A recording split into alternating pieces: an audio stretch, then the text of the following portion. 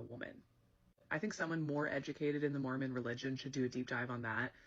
So I'm not an expert on Mormon religion, but I am doing some research and reporting right now on evangelicalism and Tradwife content. And evangelicalism and Mormonism are very distinct, not the same thing, but they do share some cultural and political concerns, and some of those things have to do with why Tradwife content is so popular among both Mormon audiences and evangelical audiences, and why so many creators in sort of Tradwife world fall into one of those camps. So go watch that whole video. One thing this creator is talking about is how much Tradwife content at its core has to do with thinness. I would also add whiteness to that, but thinness as well.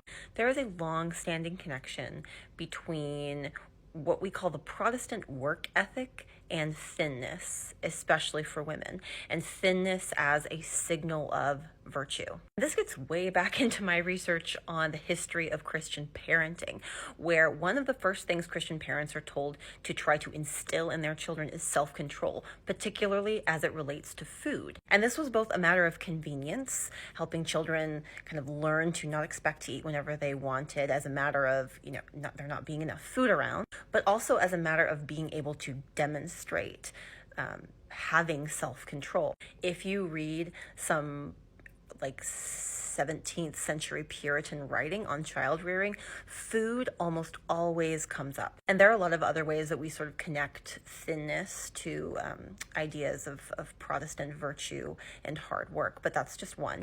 And thinness and virtue are so closely intertwined in the evangelical imagination when it comes to women.